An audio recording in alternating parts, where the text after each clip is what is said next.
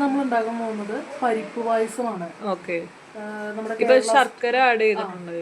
ഇതിപ്പോ പരിപ്പ് വേവിച്ചതിലേക്ക് നമ്മള് ശർക്കര ആഡ് ചെയ്തിട്ടുണ്ട്. ഇനി ഇത് നമ്മൾ വഴറ്റാൻ പോവാണ്. അപ്പൊ നമുക്കിത് വഴറ്റി കൊടുക്കാം. ചെറു ചൂടിലൊന്നും അല്ലെങ്കിൽ അടി പിടിക്കും. വഴറ്റി കുറുക്കി എടുക്കണം. ഇതിപ്പോ ഞാൻ ശർക്കര ഒരു ഇത്തിരി ഉണ്ടെങ്കിൽ നമ്മൾ കുറച്ചുകൂടി ശർക്കര അതിൽ ഇടാനുണ്ട്. നന്നായിട്ട് വഴറ്റി കുറുക്കി എടുക്കണം. കണ്ടത് ഇപ്പൊ തന്നെ നല്ലൊരു ഇതായിട്ട് വന്നിട്ടുണ്ട്. കുറുകി വരുന്നുണ്ട്. കുറുകി വരുമ്പോ തന്നെ ഈ ഏലക്ക പൊടിച്ച് ചേർക്കണം.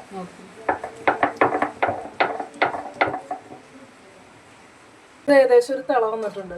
പൊടിച്ച് നല്ല ഏലക്ക ഇട്ട് കൊടുത്തിട്ടുണ്ട്. എന്നിട്ട് ഈ ഒരു പരിവാകുമ്പോഴത്തേക്കും തേങ്ങാപ്പാൽ ആഡ് ചെയ്യാം.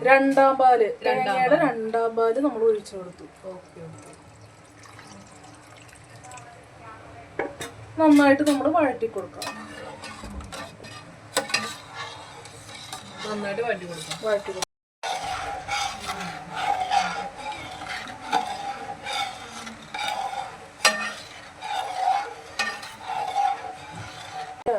പൊടിച്ച ജീരകം ആഡ് ചെയ്യും. ചട്ടകം വെച്ചൊന്ന് ഇളക്കി കൊടുക്കാം. അപ്പൊ തന്നെ നമ്മളെ ശർക്കര കുഴിക്കും.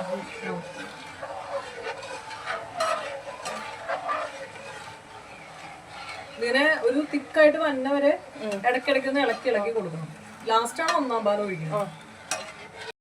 നമ്മള് തേങ്ങയുടെ ഒന്നാം പാലാണ് ചേർത്ത് കൊടുക്കാൻ. തിളച്ച് കഴിയുമ്പോ ഒന്നാം പാല് ചേർക്കണം.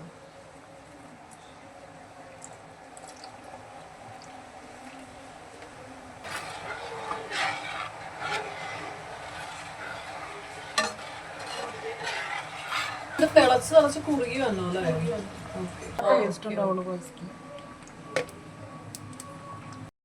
ഏകദേശം റെഡിയായി വന്നു. കിസ്മിസ് വേണം. അത് ഇതിലേക്ക് മൂപ്പിച്ചെടുക്കണം.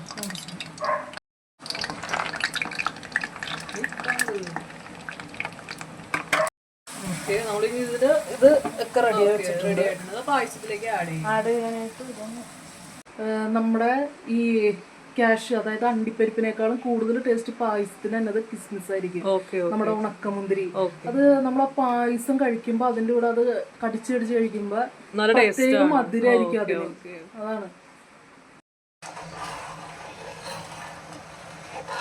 പായസം ഏകദേശം കുറുകി റെഡി ആയിട്ടുണ്ട്. ഒരുപാട് നമ്മള് സ്റ്റൗ ഓഫ് ആക്കി വെച്ച് ഇത് തണുക്കാനിരിക്കുമ്പോ എന്തായാലും അതൊരു കട്ടിയിൽ അങ്ങോട്ട് ഒരുപാട് കുറുകാൻ നിൽക്കരുത്. ഒരു ഏകദേശം പാകത്തിനാകുമ്പോ തന്നെ അത് വാങ്ങി വെക്കണം. നമ്മള് നേരത്തെ നെയ്യില്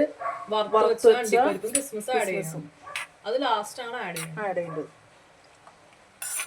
നെയ്യുടെ ഒക്കെ മണ പായസത്തിൽ അങ്ങോട്ട് മിക്സ് ആവുമ്പോ ഒരു പ്രത്യേക ടേസ്റ്റ് തന്നെയായിരിക്കും അല്ലേ?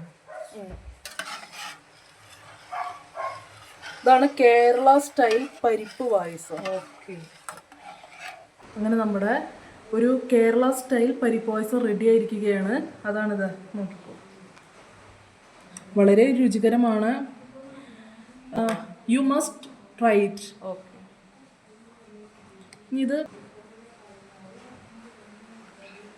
വെരി ടേസ്റ്റിയാണ്, വെരി യമ്മിയാണ്. You must try it.